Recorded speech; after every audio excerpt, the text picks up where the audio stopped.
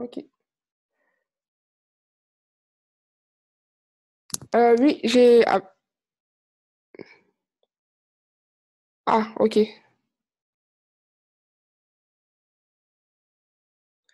Bon, je pense que... OK, tout est OK. On va continuer. De toutes les façons, j'enregistre. Euh,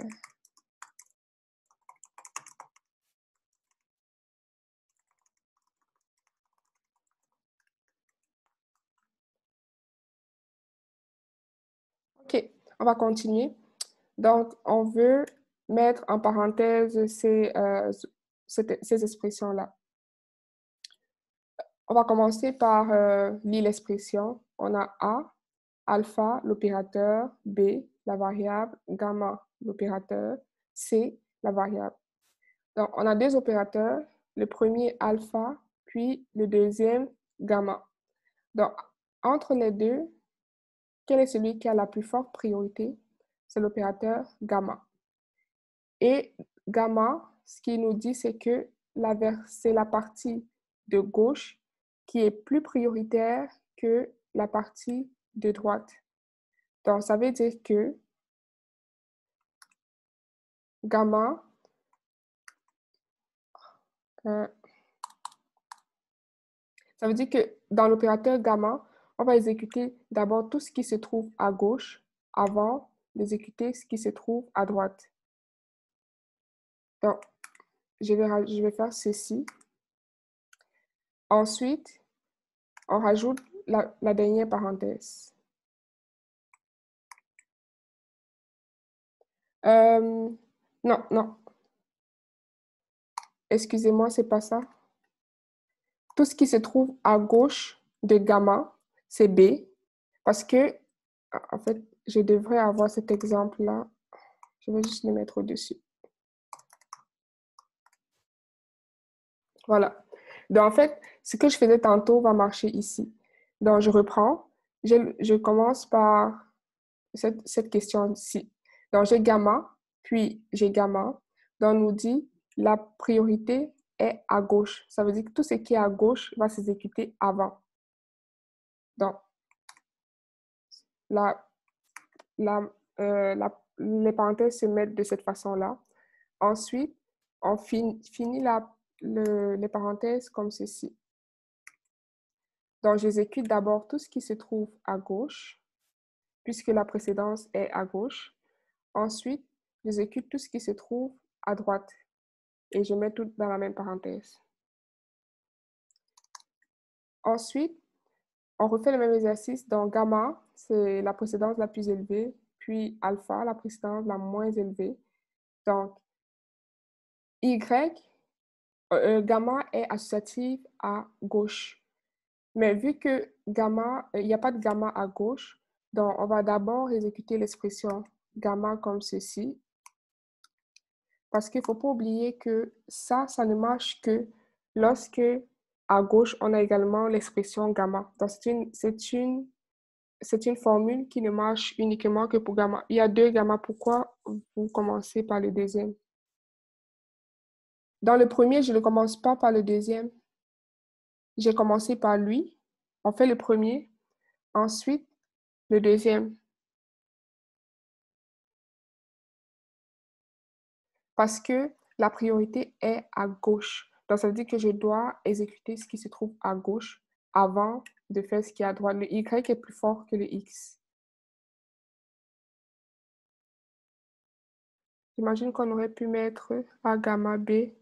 Oui, c'est la même chose. On peut enlever la dernière parenthèse est inutile. C'est surtout celle-ci qui est importante.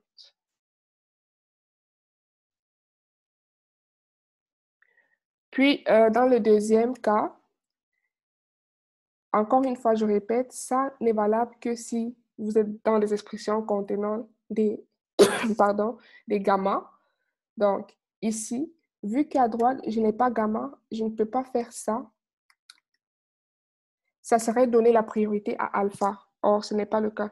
Mais vu qu'il y a deux gamma, pourquoi vous n'avez pas commencé plutôt par le deuxième? Encore une fois, c'est à cause de cette expression-là. Y nous dit que Si on rencontre une expression gamma de cette forme-là, alors il faut d'abord travailler sur la gauche avant de travailler sur la droite. C'est un peu comme le modulo qu'on a fait hier. Hier, j'ai fait l'opérateur modulo avec vous. Je vais le refaire encore. Donc, si je m'en vais dans les notes de cours,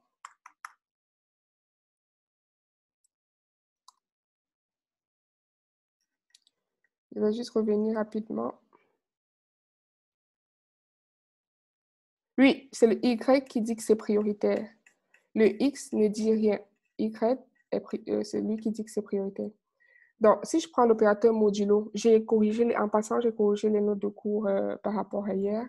Donc, si je prends le modulo est défini de la même façon. Donc, la priorité se trouve à droite, à gauche. Donc, si je reviens dans mon invite de commande, on va le tester ensemble encore une fois. Donc, je vais faire X is, hier, je ne sais plus qu'est-ce que j'avais pris comme exemple, mais on va créer un autre exemple.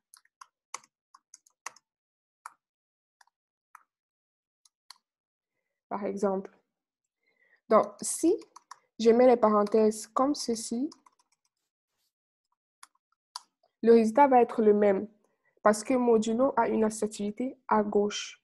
Par contre, si je change les parenthèses et que je fais ceci, le résultat n'est plus le même. Donc, le Y spécifie l'endroit où la priorité doit être faite pour faire l'exécution de l'opération. J'espère que c'est clair pour Eric. Donc, c'est pour ça que je mets la parenthèse plutôt à gauche parce que mon Y me l'oblige. Par contre, vous ne pouvez pas faire la même chose si à gauche, vous n'avez pas un autre opérateur, si à gauche, vous avez un autre opérateur qui n'est pas gamma. Comme dans ce cas-ci, je ne peux pas faire ça. Ça voudrait dire que je donne la priorité à alpha alors que ce n'est pas le cas. Donc, je vais mettre ma priorité comme ceci. Donc, B, gamma, C en premier parce que gamma a une précédence beaucoup plus faible que alpha. Et finalement, alpha nous dit x, fx. Dans un opérateur infixe, il n'y a pas d'associativité ni à gauche ni à droite. Donc, on a l'expression finale, x, qui est f, qui est la fonction, x à gauche, puis x à droite. Et finalement, on met la dernière parenthèse. Pas de questions? OK, on continue. Ensuite, on nous dit C, bêta, gamma, D. Gamma a une priorité plus forte que bêta. Donc, on va commencer par gamma. Gamma nous dit Y, F de X. Donc, ça veut dire que tout ce qui se trouve à droite doit être exécuté en premier lieu. Donc, comme ceci, bêta, gamma, D. Et si au niveau de la ligne 6, si on avait 2 alpha? Ben, dans la question 10, la ligne 10, c'est ça la question, donc on y reviendra. La question 10, qui est la ligne 10, c'est la même question que vous posez. OK. Donc, gamma, c'est défini par YFX et ça a une priorité plus forte que bêta. Donc, du coup, je mets d'abord en parenthèse le gamma. Ensuite, on nous dit bêta est défini comme étant YF. Qu'est-ce qu'on constate? On constate que ça ne se peut pas parce que bêta est rentré dans l'opération de gamma. Or, bêta, c'est un opérateur suffixe. Donc, il doit prendre un élément à droite et exécuter avec. Donc, cette expression ne peut pas être parenthésée.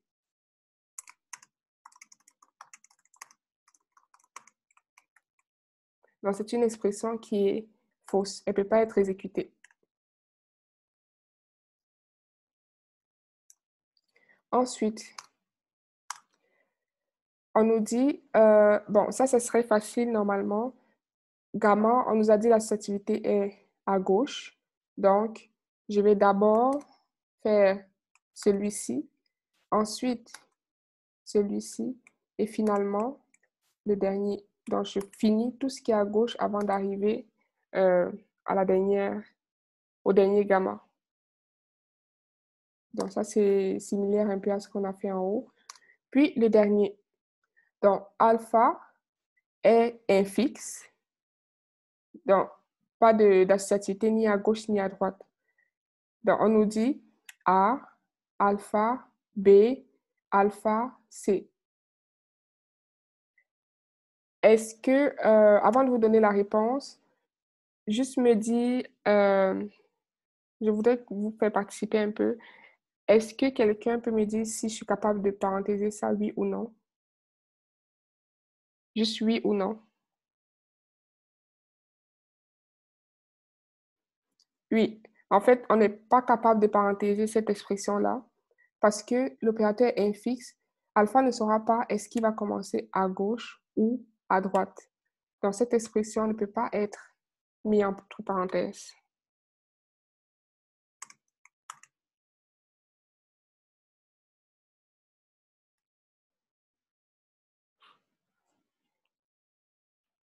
Est-ce que vous avez des questions là-dessus parce que je passerai à autre chose?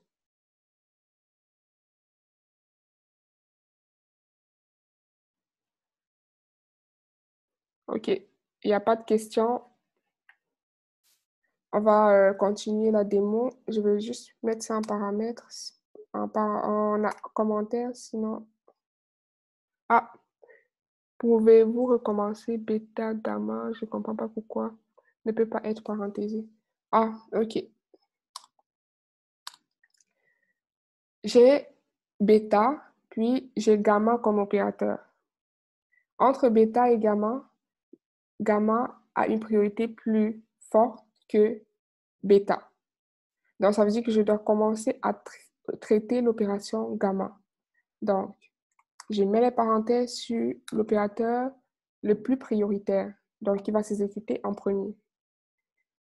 Et gamma nous dit que la activité est à gauche. Mais vu qu'il n'y a pas d'autre gamma à gauche, donc je n'ai pas besoin d'aller chercher quoi que ce soit à gauche. Je vais juste mettre en parenthèse ces arguments. Premier argument, deuxième argument, l'opérateur. Par contre, lorsque je reviens sur bêta, bêta est défini comme étant opérateur, puis argument. Or, mon bêta, je l'ai déjà inclus dans cette expression-là. Je l'ai déjà inclus dans ce calcul-là. Je ne peux plus l'inclure ici. Donc, il ne peut plus tenir compte du C parce que gamma l'aura pris dans son opération. Voilà. Donc, c'est pour ça qu'on ne peut pas le parenthéser parce qu'il sera calculé avec gamma. Or, bêta a besoin de quelque chose à droite pour être calculé. Donc, du coup, ça échoue dans une expression qui est fausse. Ce qui aurait marché, ce serait de mettre quelque chose ici, A, B, C, A par exemple. Si j'ai ça, ce qui va se passer, c'est que on va d'abord remettre comme c'était, puis je vais refaire une nouvelle expression. Donc, je prends ça, je mets plutôt A ici. Donc, là, ce qui se passe, c'est que je pourrais faire ça. A, gamma D, et je pourrais faire C,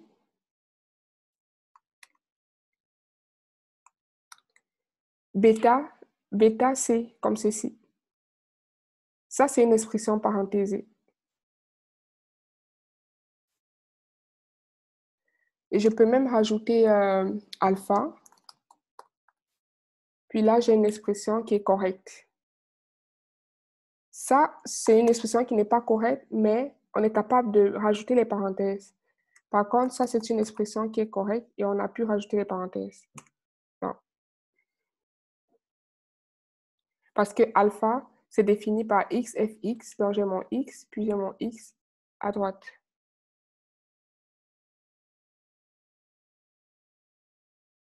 OK. OK. Donc, j'ai des OK. Je vais passer au prochain exercice. Vous aurez la solution sur le guide juste après cette séance, je vais rajouter les sollicitations. Je pense que je l'ai déjà rajouté peut-être, ouais. OK. On va continuer.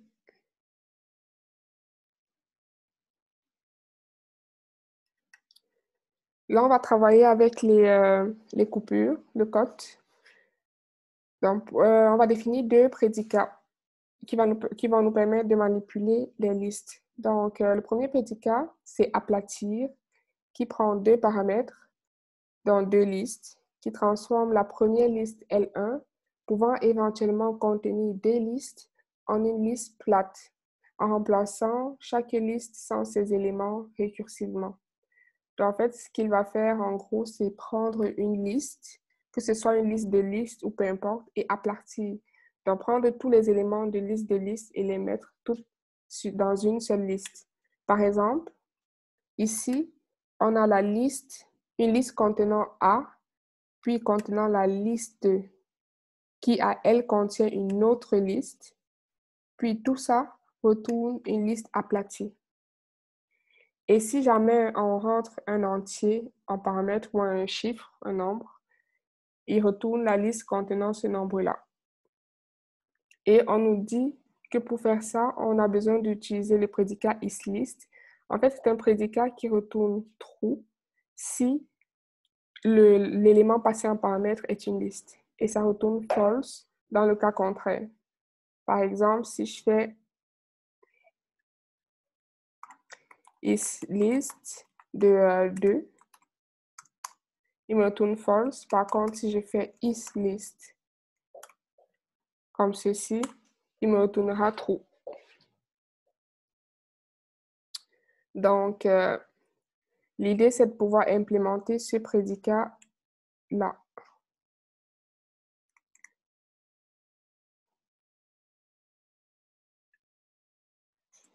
OK. Donc, il n'y a pas de question. OK. Donc, aplatir, je sais que la liste vide va retourner une liste vide dans mon cas de base. Et je sais qu'une fois que j'ai trouvé ce résultat, je n'ai pas besoin d'aller chercher ailleurs. Donc, si un utilisateur me donne une liste vide et qu'il veut l'aplatir, ce que je dois faire, c'est retourner la liste vide qu'il m'a donnée, puisque liste vide aplatie, c'est la liste vide. Mais en plus de ça, je dois forcer Prolog à s'arrêter pour lui dire ne va plus chercher d'autres résultats parce que de toute façon, tu ne te trouveras pas. Donc, arrête-toi là et largue toutes les branches de résolution qu'il y aura par la suite. Ensuite, on a aplatir d'une liste contenant une tête, puis un reste. Et on doit retourner le résultat. N'oubliez pas, le résultat se met à gauche. On a choisi de le mettre à gauche, mais c'est juste une convention parce que vous pouvez aussi mettre le résultat à droite. Désolé. C'est juste une convention de mettre le résultat à droite, mais vous pouvez également le mettre à gauche. Là, pour l'instant, le résultat va se trouver à droite. OK. Donc,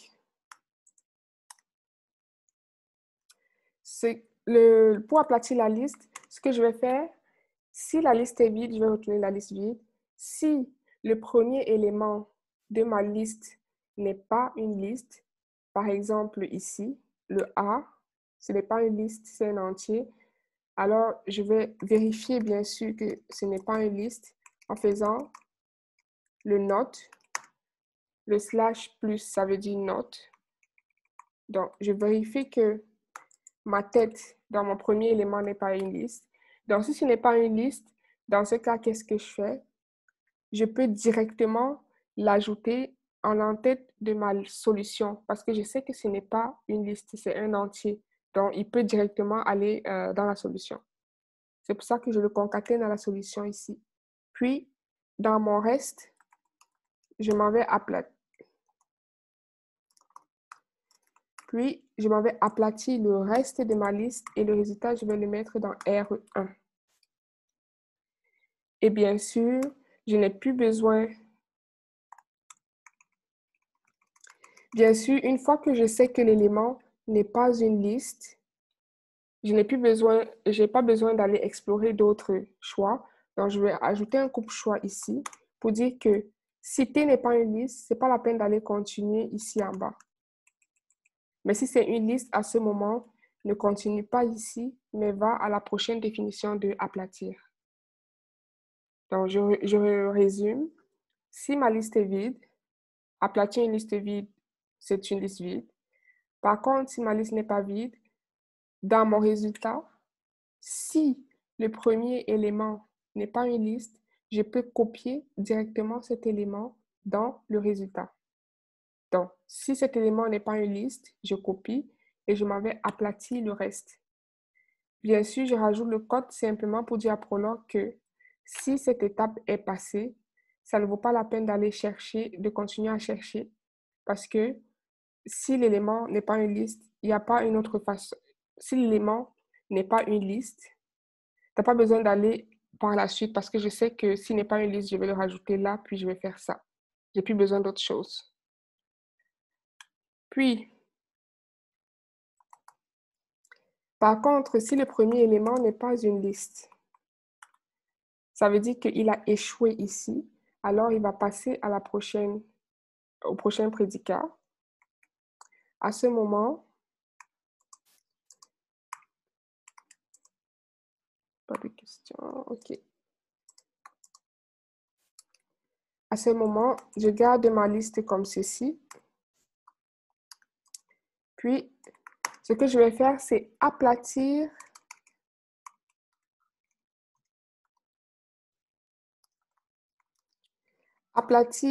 la tête, puisque ce n'est pas une liste, et aplatir le reste de la liste. Donc, j'aplatis la tête, j'aplatis le reste de la liste. Et qu'est-ce que je fais dans le résultat? Je concatène les deux résultats. Donc, je concatène T1 à R2 que je mets dans le résultat R1. Et ça, ce serait mon prédicat aplati. Bien sûr, des fois, il y a certains qui mettent un cut à la fin, à la toute fin de la dernière clause. Ce n'est pas nécessaire parce que de toutes les façons, quand on arrive ici, on a terminé. Mais ce n'est pas faux de le rajouter. Donc, vous pouvez le rajouter, vous pouvez ne pas, mais ça ne joue absolument rien sur l'exécution.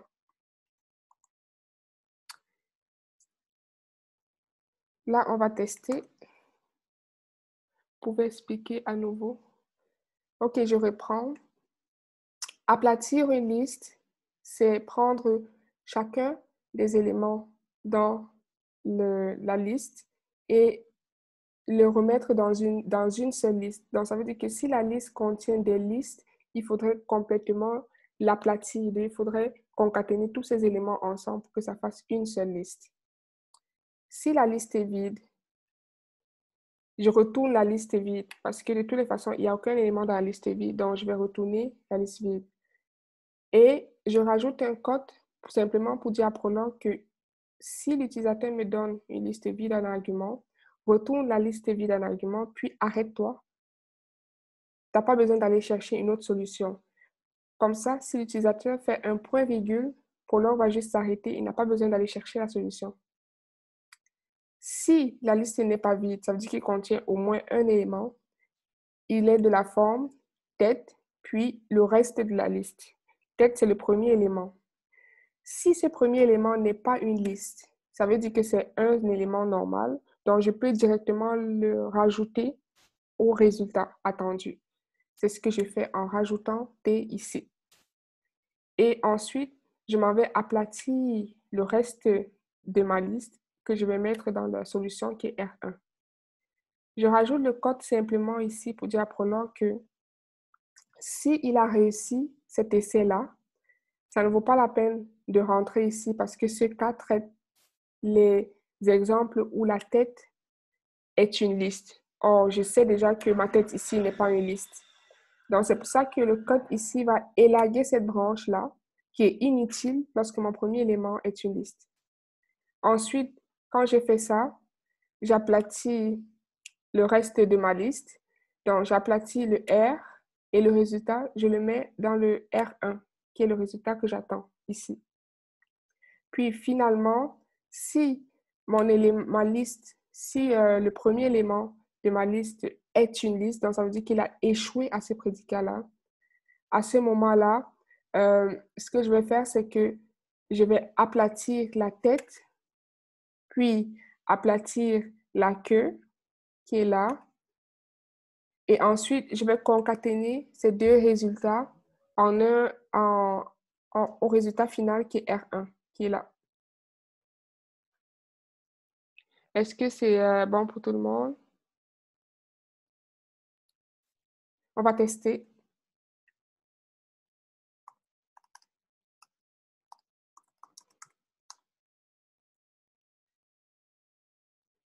Allez, 27. Bon, j'ai quelques... Ah oui, ici, pas besoin de... on va juste mettre R1 parce que c'est le résultat.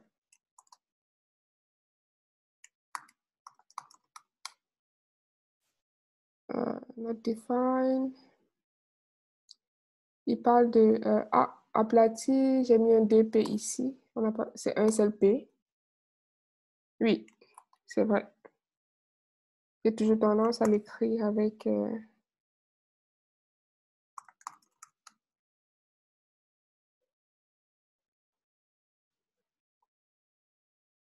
OK.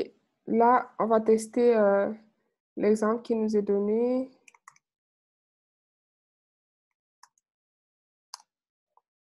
Donc, on a A, B, C, D, E. Je fais cet exemple-là. Maintenant, ce que je vais faire avec vous, c'est enlever le code. Je vais enlever les codes pour que vous voyez la différence.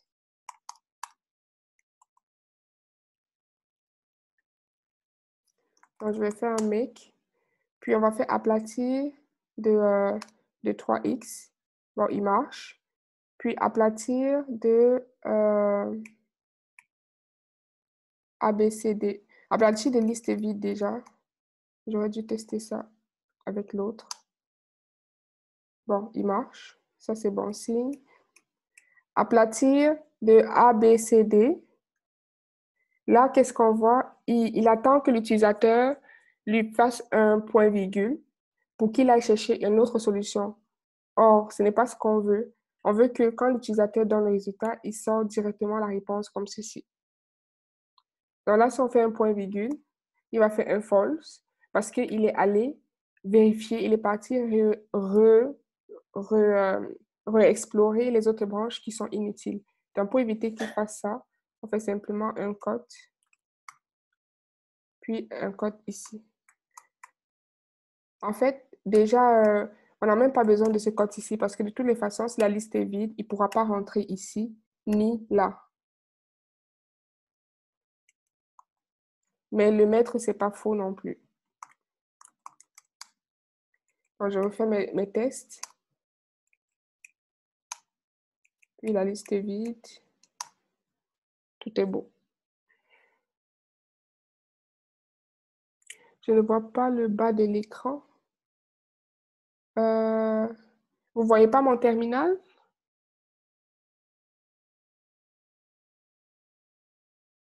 Est-ce que je grossis les caractères? Qu'est-ce que je fais? Le chest, bon, mais si trop bas, on ne le voit pas. OK, là c'est bon. OK. OK. Là, je vais essayer de le soulever de temps en temps. OK. Si vous n'avez pas de questions, on fait la prochaine question.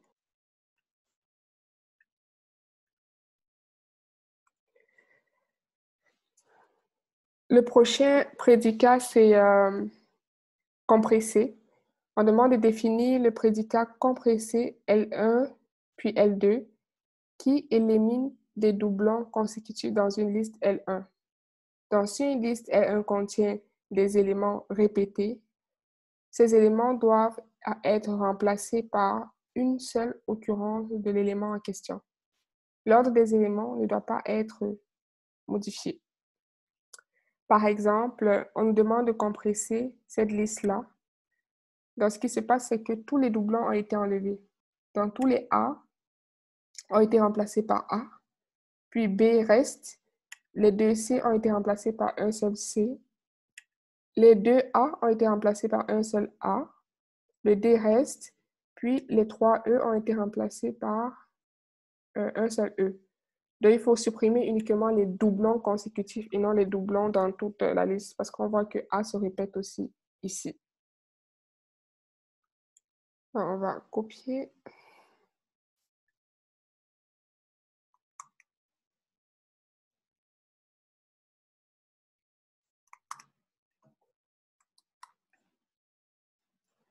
Donc, si on veut compresser une liste, si la liste est vide,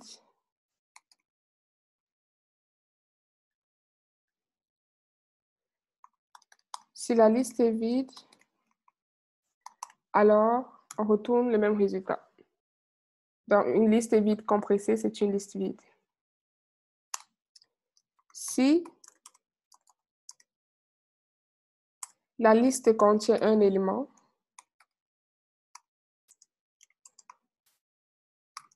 alors on va retourner le même élément.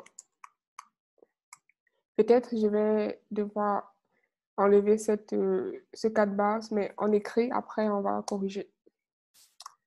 Puis, compresser d'une liste à au moins deux éléments, donc X, suivi de, on va mettre un autre X, Y, pardon. Oui, XY, on va faire XY. Puis, le reste de la liste, qui est R, on va garder le même nom de variable. Donc, je vais compresser une liste qui a au moins deux éléments. Pour faire ça, je dois m'assurer que X est différent de Y. Donc, si X est différent de Y, à ce moment, je peux garder X et continuer avec Y. Donc, je vais me garder, au fur et à mesure que j'évolue dans ma liste, un certain pivot. Par exemple, ici, je vais prendre deux éléments. Si les deux éléments sont égaux, je vais supprimer le premier et garder le deuxième parce que j'aurai besoin de ce deuxième pour le comparer au prochain. Si il est semblable à son prochain, je peux le supprimer et garder le prochain parce que je vais le comparer avec celui qui suit. Par contre, si je le compare avec celui qui suit et qu'il est différent, ce que je vais faire, c'est que je vais le prendre et je vais le garder dans ma liste résultats et changer de pivot. Mon nouveau pivot sera maintenant le prochain élément. Ainsi de suite jusqu'à ce que j'atteigne la fin de la liste. OK. Donc, c'est exactement ça que je vais implémenter là. Donc, dans compresser liste, avant d'écrire le résultat ici, je vais m'assurer si X est égal, dans les opérateurs, vous avez égal, vous avez égal, deux points égal. De toute façon, je vais revenir avec vous sur ces opérateurs-là la séance prochaine. Donc, en fait, ici, on peut comparer deux éléments en utilisant égal, c'est pour l'unification. Puis égal, deux points égal, c'est un peu comme le is, sauf que l'évaluation se fait à la fois à gauche et à la fois à droite. Donc, ça, c'est un rappel. Et pour le différent, ce serait comme ceci. Donc, ça, c'est l'opérateur différent ou non unifié. Donc, si X est différent de Y, ça veut dire que je peux garder le X dans mon résultat parce qu'il est différent de Y. Donc, ça veut dire que ici, ce que je vais faire, c'est mettre X et on va mettre R1 comme résultat. Et ensuite, je vais aller compresser le reste de ma liste. Vu que je me suis fait un pivot et je l'ai comparé au suivant, vu que les deux sont différents, ça veut dire que il n'y a pas de doublon consécutif, donc je peux l'ajouter à ma solution finale. Et je m'en vais compresser le reste de ma liste contenant Y, parce que Y sera le nouveau pivot et c'est dessus que je vais itérer. Donc Y, puis R, et le résultat, je vais le mettre dans R1. Pas de questions? OK. Donc, je vais faire la même chose qu'ici. Une fois que X est différent de Y, je n'ai pas besoin de continuer. Je vais stopper pour faire ce qui suit. Pas besoin d'aller chercher la suite. Puis, lorsque X est égal à Y, donc ça veut dire qu'on a trouvé un doublon. À ce moment, ce que je vais faire, c'est n'importe quoi. Ça veut dire que X est égal à Y. Donc, n'importe quoi, le reste de ma liste, suivi de R1, sera vrai si compressé de R donne R1. Puisque si X est différent de Y, ça veut dire que si ça échoue, ça veut dire que X est égal à Y. Donc, on n'a pas besoin de rentrer ici, on va passer par là. Et à ce moment, on va juste ignorer parce que je sais que le prochain est égal à X. Et là, je vais l'ignorer et continuer à compresser le reste de ma liste. Pourquoi j'entends un bruit? Ah, OK. Il y a quelqu'un qui avait activé le micro. Je vais juste mute. Ça ne mute pas. Bon. J'espère que ça ne va pas me déranger. J'arrive pas. OK. Y aurait-il un enregistrement de la démo aussi? Oui, je suis en train d'enregistrer la démo. Justement, Léopold, je vous demanderai s'il vous plaît de... OK, c'est bon. Mute le micro, c'est parfait. Car je perds la connexion souvent. OK, c'est enregistré. Donc, je suis en train d'enregistrer la démo. OK. Donc, je résume rapidement ce que compresser fait. Si ma liste est vide, la compression de la liste vide, c'est la liste vide. Si ma liste contient un élément, la compression, c'est cette même liste-là. Par contre, si la liste contient au moins 2 éléments, alors si les 2 premiers éléments sont différents, donc ça veut dire qu'il n'y a pas de doublon consécutif, alors je vais garder le premier élément à l'intérieur et pour ce qui est du deuxième élément, je vais l'utiliser comme pivot lorsque je me déplace dans la liste. Et à ce moment, lorsqu'ils sont différents, je vais faire un code parce que je n'ai pas besoin d'aller explorer d'autres solutions. Et je compresse le reste de la liste. Par contre, si ça échoue, ça veut dire que X est égal à Y, ce qui veut dire que j'ai trouvé un doublon. Alors, à ce moment, je vais ignorer le premier élément qui est un doublon et continuer avec le reste de ma liste. Continuer à supprimer les doublons jusqu'à ce que je termine. On va tester.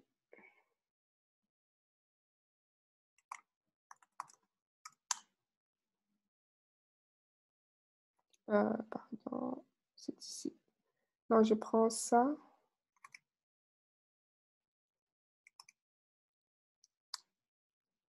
Donc, qu'est-ce qu'on observe? On voit qu'il ne s'arrête pas. Donc, il laisse la possibilité à l'utilisateur de pouvoir faire un point-virgule et aller chercher un autre résultat qui est faux.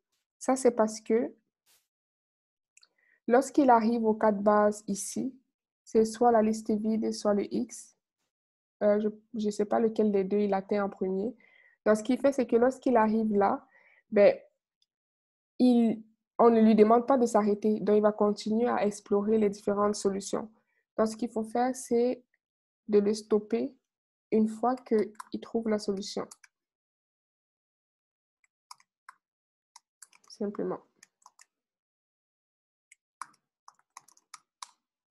Donc, si je réessaie, là, il me donne la solution directement. Parce qu'une fois qu'il est rentré dans le cas de base, il s'est complètement arrêté.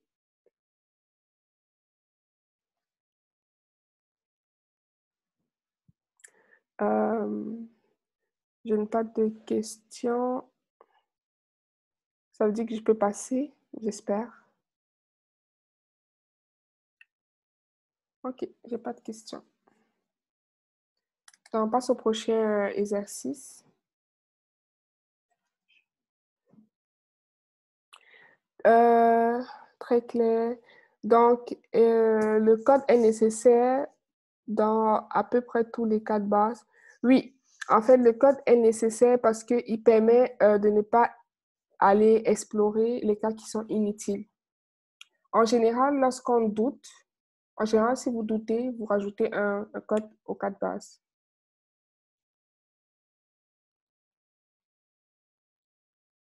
OK.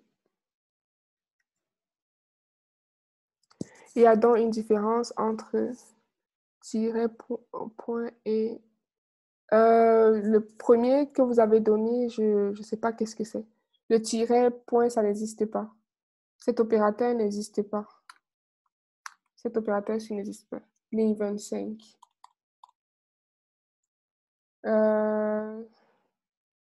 Non, 29, OK. 29. Non, c'est le si. C'est le deux points tirés du prédicat.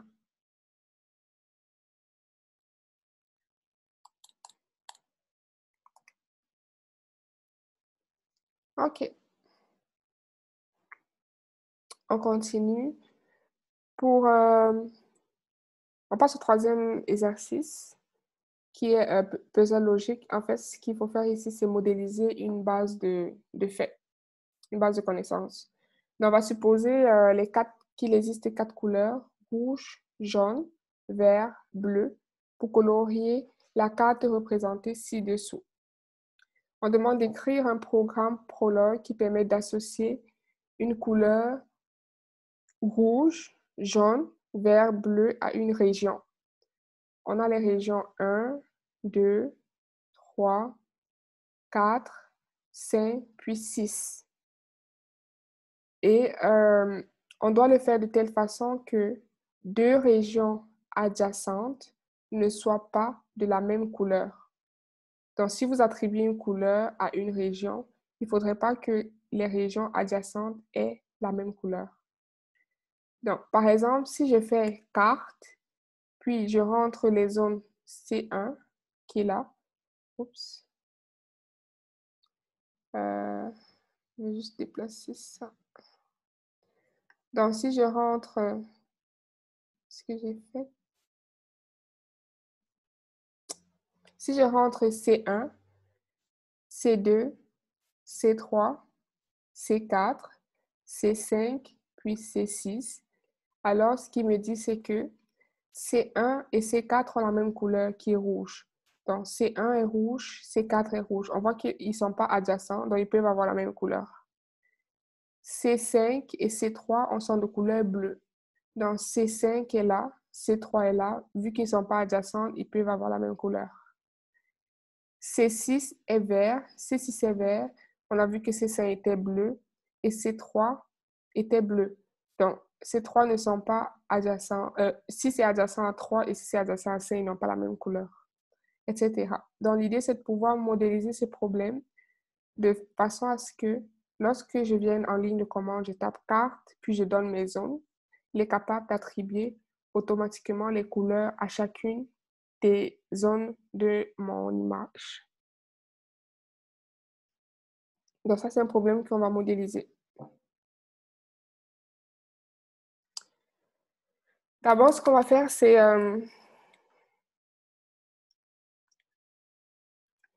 définir les couleurs. Je sais que j'ai 4 couleurs.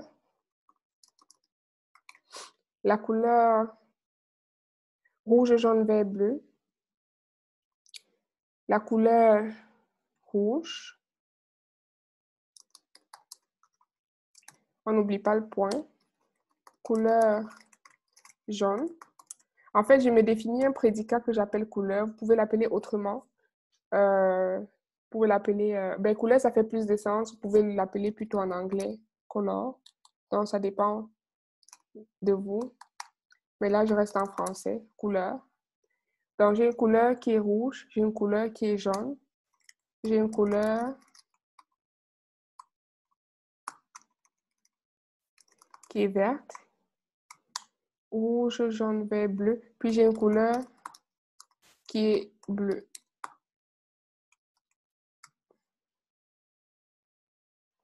OK. Donc, là, j'ai déclaré mes 4 couleurs. Ensuite, ce qu'il faut faire, c'est modéliser le graphique qu'on nous a donné. C'est-à-dire, il faudrait qu'on puisse, il faudrait qu'on puisse trouver une façon de dire que si je mets une couleur dans C1, il faudrait que ce soit différent de celui dans C2, de celui dans C3, de celui dans C5, pardon, de celui dans C3, puis de celui dans C6. Si j'attribue une couleur à C4, cette couleur doit être différente de celui dans C3, puis de celui dans C2. Et Prolog, automatiquement, va aller chercher le résultat qui correspond aux contraintes que vous avez posées. Donc ici, on va spécifier des contraintes à notre problème. Et Prolog va se charger d'aller résoudre ces contraintes-là.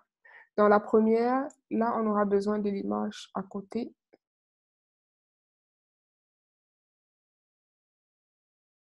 Donc, la première contrainte, on va d'abord bien sûr s'écrire le prédicat carte. Dans le prédicat carte, prend les couleurs des zones. Donc, C1, C2, C3, C4, C5, C6. Ensuite, j'instancie les couleurs parce que C1, C2, C3, C4, C5, C6 sont des éléments qui vont contenir des couleurs. Donc, couleur C1, couleur C2,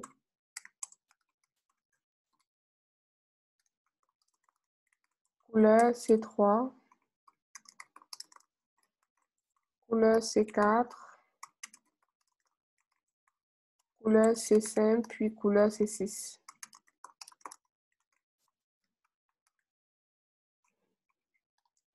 Donc, quand je fais ça, ça veut dire que Prolog, à chaque fois, il va chercher toutes les combinaisons possibles de couleurs dans C1, C2, C3, C4, C5, C6 et vérifier que cette combinaison-là vérifie les contraintes que j'ai données. Donc, il prend une combinaison, il vérifie la contrainte. Si c'est bon, il retourne le résultat. Si c'est pas bon, il continue à chercher toutes les combinaisons possibles. Et comment est-ce qu'il fait ça? C'est grâce à la ligne 41. Parce que à chaque fois, ce qu'il va faire, c'est mettre dans C1 le rouge, ensuite mettre dans C1 le jaune, ensuite mettre dans C2 le vert, ensuite mettre dans C1 le bleu, après faire la même chose pour C2. Donc, en fait, c'est comme un arrangement. Si vous connaissez en probabilité les arrangements, donc c'est comme un arrangement qu'on fait. Donc, lorsque C1 est rouge, C2 va prendre de toutes les 4 couleurs possibles, C3 va prendre toutes les 4 couleurs possibles. Lorsque C1 change de couleur, C2 va prendre toutes les 4 couleurs possibles, etc. Donc, on fait une sorte d'arrangement entre ces couleurs-là. Une fois que j'ai trouvé une combinaison possible, donc une combinaison de couleurs, je vais m'assurer que la couleur qui est dans C1 est différente de celle qui se trouve dans C2 parce que ici, C1 et C2 sont adjacents. Ensuite, je vais m'assurer que la couleur qui est dans C1 soit différente de celle qui se trouve dans C3 parce que les deux zones sont adjacentes. Ensuite, je vais m'assurer que la couleur qui est dans C1 soit différente de la couleur qui se trouve dans C5, pas dans C4 parce qu'ils ne sont pas adjacents. Donc, je passe à C5. Puis, je vais m'assurer que la couleur également qui se trouve dans C1 soit différente de la couleur qui se trouve dans C6 parce que C6 et C1 sont adjacents. Et je vais faire la même chose pour les autres zones. Donc, je vais m'assurer que la couleur C2 est différente de C3, que C2 est différent de C4 Je peux plus mettre C1, j'ai plus besoin de mettre C1 parce que je le fais déjà ici. C4, puis C2 est différent de C5. Puis C2 est différent de C6. Puis C3. OK, il y a une question. Est-ce que je peux ajouter au modèle adjacent au lieu de spécifier les règles dans le cadre carte chaque fois? Oui, vous pouvez ajouter un prédicat adjacent, mais à ce moment, il faudrait que vous spécifiez comment sera défini votre prédicat adjacent. Ici, je n'ai pas eu besoin de le faire parce que je connais déjà à quoi ressemble la carte et je n'ai aucune règle qui me dit comment calculer, comment vérifier que deux zones sont adjacentes parce qu'il n'y a aucune règle ici qui me donne, qui me permet de vérifier que deux zones sont adjacentes, sauf si je le dis explicitement à Prolog de cette façon-là. Mais vous aurez pu le faire à l'extérieur, effectivement. En fait, on aurait pu faire un... Je vais faire d'abord cette solution, puis je vais faire adjacent si vous voulez. Dans C3, différent de C4, parce qu'ils sont adjacents, C5, C4, c'est tout. C4 différent de... j'ai sauté C3. C3 différent de C4, C3 différent de C6.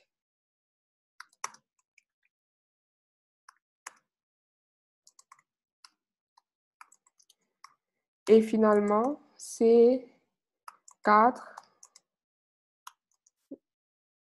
non, C4 différent de C2 existe déjà, C4 différent de C2 existe déjà. Donc, on va directement passer à C5. C5 différent de C6. Puis c'est tout. Donc ça, c'est les contraintes de mon problème. Et donc ça va résoudre le problème. On va tester, puis je vais essayer de faire une version avec adjacent. Donc make pour reloader mon fichier, puis carte. À la ligne 42, vous avez sauté C1 différent de C4. OK. Si je reviens, C1, non, C1 et C4 ne sont pas adjacents.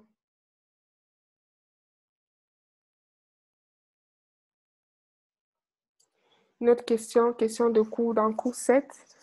Quelle est la différence entre... c'est la même chose, les deux. En fait, quand on doit utiliser l'un ou l'autre, je vais revenir sur les opérateurs à la séance 6. Parce que ça, c'est une notion qui viendra pour le test de l'examen final. Donc, je vais vous réexpliquer ça en détail. Mais sinon, les deux font la même chose. Vous pouvez les utiliser dans les mêmes cas. Mais généralement, on va utiliser le premier et non le deuxième. C'est plutôt lorsqu'on rajoute le deux points entre les deux égales que là, il y a une différence majeure. Mais ça, c'est une notion que je vais aborder la semaine prochaine. OK, une autre question. Donc, si je comprends bien, pas besoin de mettre le C le plus restrictif en premier. C'est le fameux backtracking qui trouve les solutions. Oui, exactement. Lorsqu'il va prendre une solution, que ça ne va pas marcher, il va refaire, recommencer le tout. Mais c'est sûr que pour un programme, si vous faites une solution pour une entreprise, c'est sûr que c'est mieux de faire, d'optimiser le code, c'est-à-dire mettre les solutions les plus restrictives avant pour éviter de faire du backtracking. Mais de toutes les façons, Prolog, s'il échoue, il va recommencer. S'il échoue, il va recommencer. Il va essayer toutes les combinaisons possibles. OK, on va tester. C1, non, c'est ici. Donc, carte C1, C2, C3, C4, C5, C6. Donc, on a plusieurs solutions. On a rouge, on vérifie la première, puis on n'a pas besoin de vérifier l'autre. Donc, C1, C1 et C4, même couleur rouge, oui, c'est parfait. C2 jaune, oui, c'est parfait. C3 et C5 vert, oui, c'est parfait. Puis C6 bleu. OK, cette solution est parfaite. Puis, vous pouvez un peu avoir d'autres solutions. Donc, Prolog nous trouve toutes les solutions possibles. Maintenant, il y a quelqu'un qui parlait de adjacent. En fait, pour ce problème en particulier, il n'y a pas un moyen il n'y a pas une règle qui nous permet de vérifier que deux zones quelconques sont adjacentes pour ce problème-là. Mais si c'est par exemple dans votre TP, où vous devez vérifier que deux stations sont adjacentes, là, il y a une règle parce que dans la base de données, c'est facile de pouvoir aller vérifier si une station précède ou est après une autre station. Donc ça, c'est logique, c'est simple à faire, mais ici, on n'a pas sauf visuellement, mais si on n'a pas une donnée visuelle, on ne peut pas savoir comment est-ce que deux zones sont adjacentes. Donc, on ne peut pas vraiment implémenter un prédicat qui prend deux zones et vérifie s'ils sont adjacents pour ce cas-là. Maintenant, si vous ne voulez pas mettre tout ça dans le prédicat carte, vous pouvez simplement on va mettre euh, peut-être règles, pour dire que c'est les règles de notre monde. Puis à l'intérieur, on met nos cases. Et je mets ça. En fait, ça va revenir à exactement la même chose. Et ici, je vais simplement faire règle. Je vérifie que les couleurs que j'ai trouvées vérifie mes règles. C2, C3, C4, C5. Donc, ça va vérifier les règles qui ont été définies. S'il y en a 6. Comme ceci. Là, ça va faire la même chose. Si je fais carte, OK. Il me dit found rouge. C1, C2, C3, C4, C5, C6.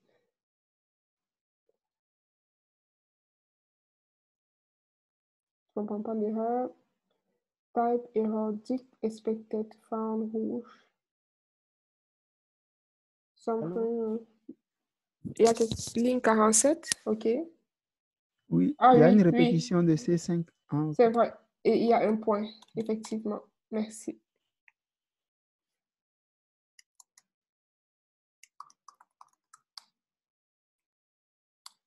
Voilà. En fait, c'était ça le problème. Merci beaucoup. Donc, j'espère que ça répond à la question bon, de student. OK.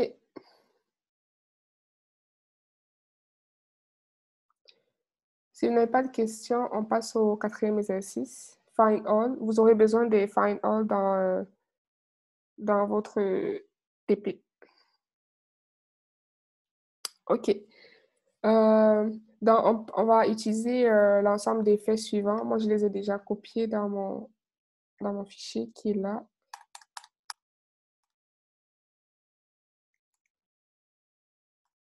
Dans mon fichier là. Puis, on nous demande d'écrire une requête qui permet d'afficher une liste contenant les âges. Donc, quand je regarde le prédicat, c'est un seul prédicat qui a été défini, qui est âge, qui prend deux arguments, le nom d'une personne, puis son âge. Donc, on a âge, Vincent, 28, on a âge, Alice, 26. Donc, on a les prédicats comme ceci. Ce qu'on veut, c'est d'extraire uniquement les âges de toutes les personnes dans la base de faits. Donc ça, c'est pas compliqué. Ça, on pourra le faire directement en ligne de commande.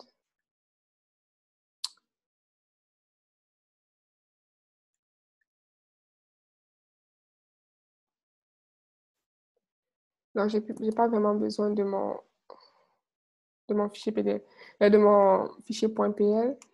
Donc, si je veux extraire tous les âges, je peux utiliser un find all. Juste un rappel, find all va prendre 3 paramètres. Le premier paramètre, c'est l'élément qu'on va aller chercher. Le deuxième paramètre, c'est le but. Et le troisième paramètre, c'est la liste dans laquelle le résultat va être stocké. Par exemple, ici, je veux tous les âges possibles. Ça veut dire que dans mon but, j'aurai âge parce que c'est les âges que je veux. Et je n'ai pas besoin des noms des personnes, mais j'ai besoin plutôt de leur âge. Et je vais donc dire à find all d'aller me ramasser tous les X qu'il va trouver dans le prédicat âge et les stocker dans ma liste L. Comme ceci. Et là, ce qu'il va faire, c'est me stocker dans tous les âges qu'il va trouver dans une liste L.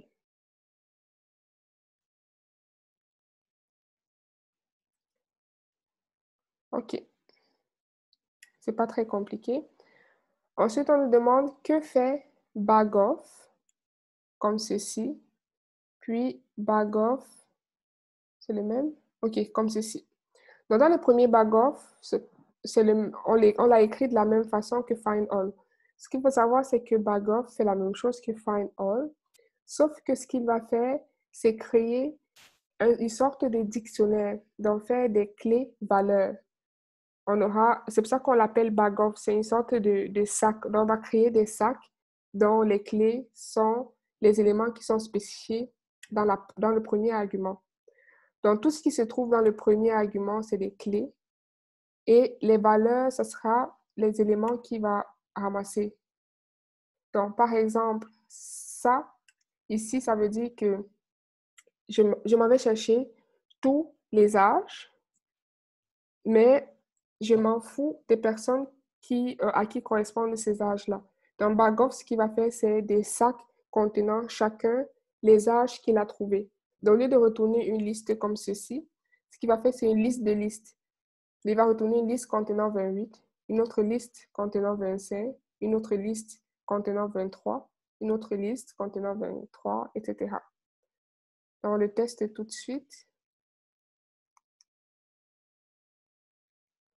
Donc, lorsque je fais ceci,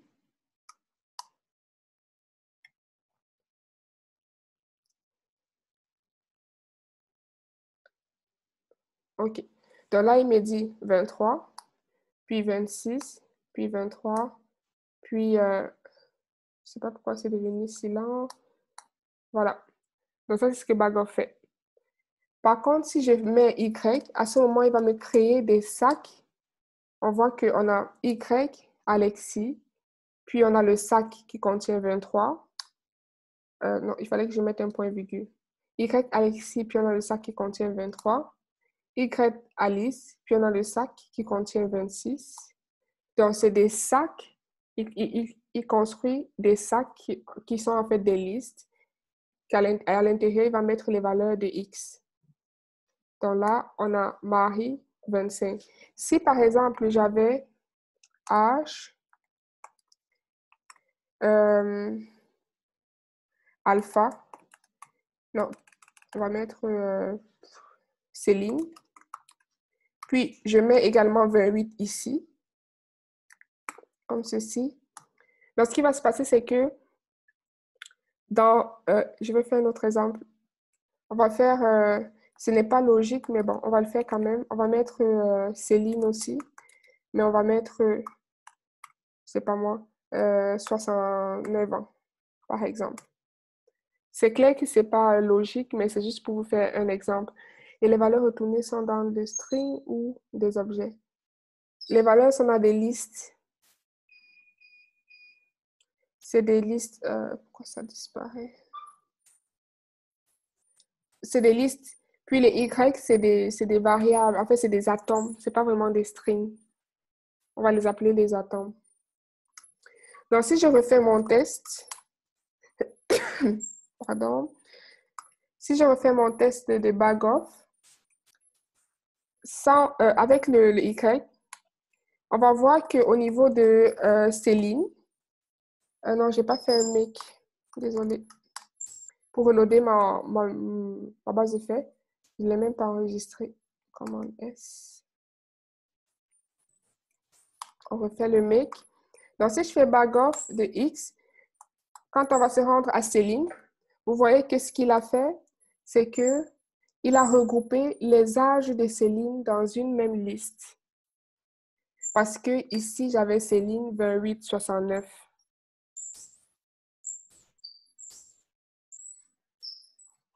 Donc, je vais répondre à la question de Léopold Jarif. Donc, on voit que Céline a deux valeurs. Donc, Bagoff a fait un sac contenant tous les âges de Céline. Donc, les valeurs de X sont à l'intérieur, puis les Y sont les têtes de sac. Donc, si je fais Bagoff sans le Y, là, ce qu'il va faire, c'est me donner la liste des âges, mais il ne va pas me donner le Y. Maintenant, quelqu'un me demande quel résultat va donner find all de X, âge Y, X. En fait, ce qu'il va faire, c'est qu'il ne va pas tenir compte de Y. Et bien sûr, il faut que le Y soit en majuscule, sinon il va faire une erreur parce que il y a rien dans la base de connaissances. Il n'y a aucun nom qui est équivalent à Y ici.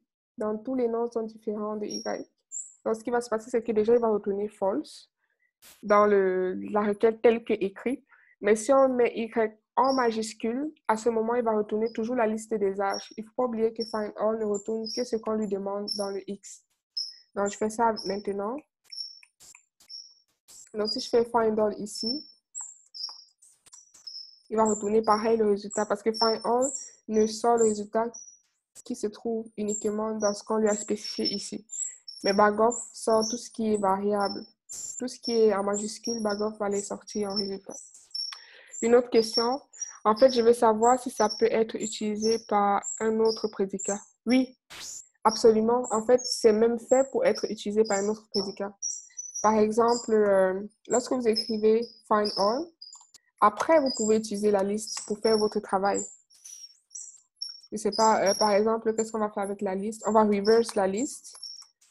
Donc, si je fais reverse L, puis L1, à ce moment, j'ai pris la liste des âges, puis je les ai renversés. Je peux faire même un tri avec, je peux travailler avec. L'idée, c'est de pouvoir utiliser le résultat de ces prédicats-là. OK. Ensuite, on nous demande pardon. On nous demande d'écrire une requête avec Bagoff 3. 3 pour dire, encore une fois, c'est l'arité, qui retourne le même résultat que la requête 1. Donc, on veut ce même résultat-là. Donc, on a remarqué que lorsqu'on utilise Bagoff,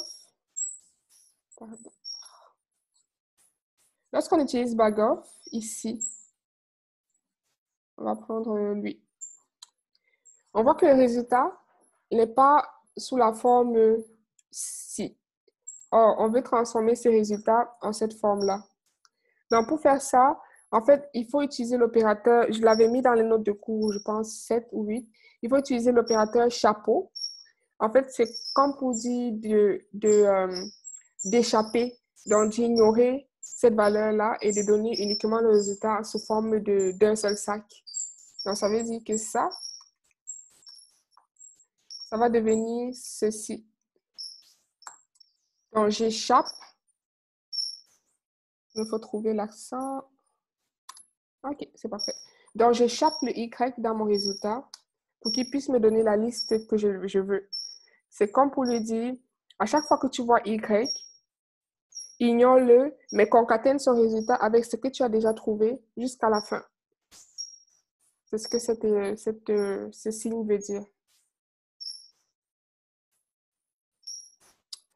Donc ça, c'est pour cette question. Pas de question? Non. Ensuite, on nous demande, en utilisant Bagoff, je suis sur ce point-ci, en utilisant Bagoff 3, écrivez une requête qui affiche la liste des prénoms sans afficher les âges. Donc, cette fois-ci, on veut les prénoms, mais pas les âges. On va juste inverser. Donc ici, au lieu d'avoir X, je vais avoir Y parce que je veux maintenant les prénoms. Et je vais échapper les X. Donc je vais mettre une clé sur les X, les bloquer, puis ramasser uniquement les Y. Donc là, j'ai la liste de tous les prénoms des personnes. Pas de question. Ensuite, on nous demande que fait le prédicat set of. En fait, set of, c'est la même chose que bag of, sauf que ça supprime les doublons. Donc, par exemple, si je fais l'exemple qui est donné, set of, oui, j'ai juste à écrire set of ici.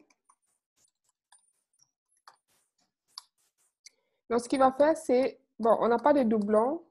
Est-ce qu'on a... Dans les âges, on n'a pas de doublons. Donc, en fait, il ne va rien faire.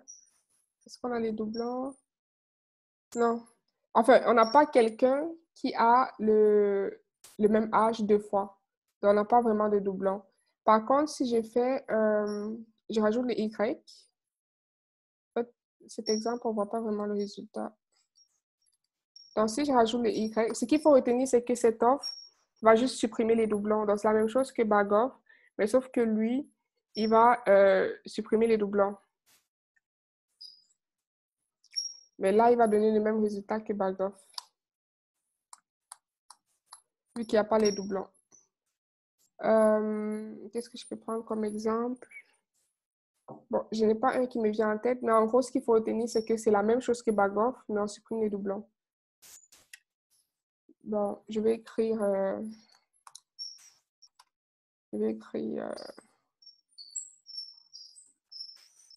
Pôle 21 encore. J'ai déjà pôle 21, mais je vais le réécrire. Juste pour que vous voyez la différence. Il est là, il est aussi là. Donc, je le refais. Je fais un make. Puis, je vais d'abord faire bag off. Bon, set off. On voit que 23, enfin c'est 21. On voit que 21 ne revient plus deux fois. 21 est revenu une seule fois. Alors, si je fais bag off ici,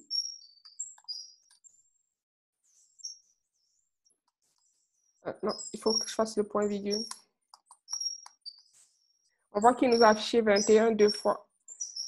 Alors qu'ici, il y a un seul 21. Donc, bag off fait des listes sans doublons, alors que liste sans avec doublons, alors que set off fait des listes sans doublons. Il supprime les doublons. C'est tout. Maintenant, ça c'est un code de latex. OK. Donc, ensuite, la prochaine question, je vais l'éditer directement pour que je ne l'oublie pas.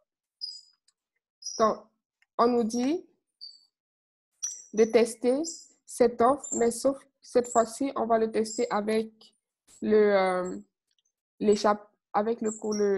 échappe dans le, comment on appelle ça, l'accent circonflexe. Donc là, c'est ce qu'on va essayer. Je corrige juste rapidement ça comme ça pour ne pas le garder pour plus tard. OK. Donc, je vais faire cette offre de X et puis je vais échapper sur le Y, donc échapper sur les prénoms. Ça veut dire que je vais rassembler tous les résultats dans une même liste.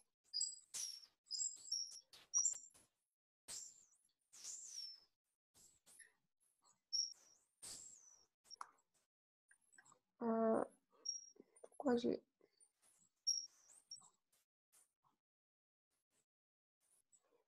OK. Donc, je fais cette offre comme ceci. On voit qu'il m'a donné toute la liste, mais il a supprimé les doublons. Encore une fois, je vais faire un bag off comme ceci. Ça donne la liste avec les doublons. Et quand je fais un set off, il enlève tous les doublons. Il va chercher le résultat, il bloque sur les prénoms et il ramasse les résultats. On peut faire la même chose dans le sens inverse. Donc, je bloque les âges, puis je ramasse les prénoms.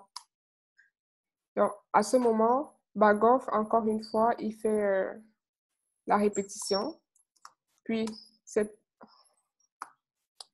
offre, il ne fait pas la répétition. Donc, on a Céline qui revient 2 fois. Ici, Céline revient une seule fois. Donc, c'est juste ça la différence entre les deux.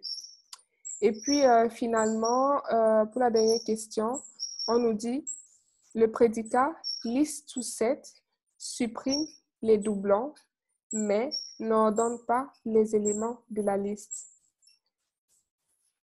Et on nous demande que fait find all suivi de list to set.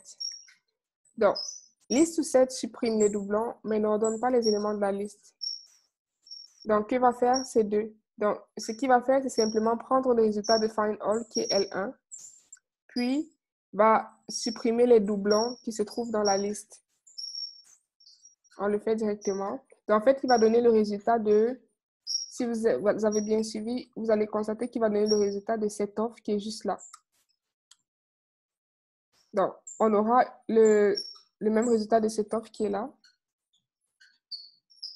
Il a supprimé les doublons, 28, 25, 23, 26, 21, 69. Il a supprimé les doublons, mais il ne les a pas ordonnés. Est-ce que, oui, il y a une question. Est-ce que c'est normal qu'on entend... Ah, vous attendez un bruit de fond? Attendez, je viens.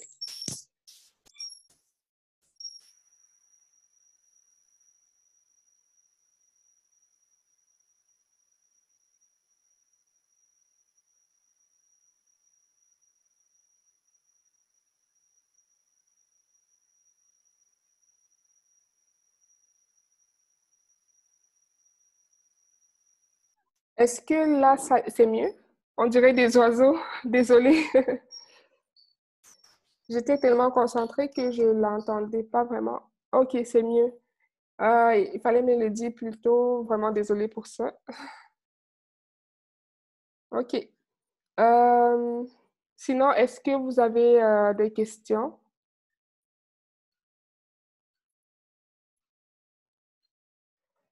Ok, si vous n'avez pas de questions, on a terminé pour aujourd'hui. Encore une fois, pour la séance de lundi, la séance prochaine est vraiment importante.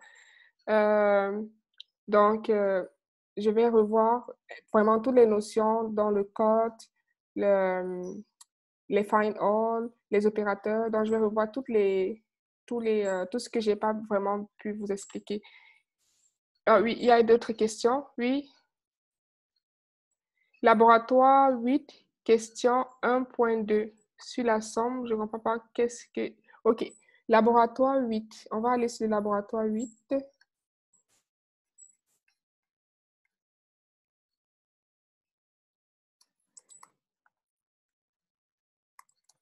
Déjà, je vais... Mais sinon, la séance... OK, je réponds à la question, puis je vais arrêter. Correction... Correction de l'exercice. Je vais soumettre ça.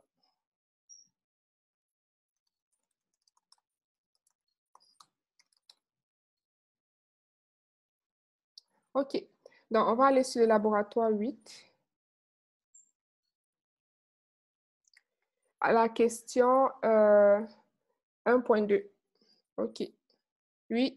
Donc, vous me dites, sur la somme, je ne comprends pas, qu'est-ce que le x1, x plus 1, x moins 1. OK, je vais expliquer rapidement, mais juste en rappel, j'aurai aussi ces deux autres questions si ce n n'est pas trop demandé. Non, mais sinon, comme j'ai dit, si vous allez sur Slack, vous m'écrivez un message privé, je vais répondre à vos questions là. J'ai mon Slack toujours ouvert pour pouvoir répondre à vos questions juste à côté. Juste m'envoyer un message privé, puis n'oubliez pas de soumettre l'exercice avec les alpha, bêta, gamma. Oui, OK. OK. Donc, je vous réponds sur Slack alors, Pascal. Sauf si d'autres... OK, OK, d'accord. Bon, je vais vous répondre sur Slack. Donc, si vous n'avez pas de questions, on se voit donc la séance prochaine, dans le lundi à 18h. Et c'est le même numéro de meeting. Puis, ça sera tout. Je vais stopper l'enregistrement.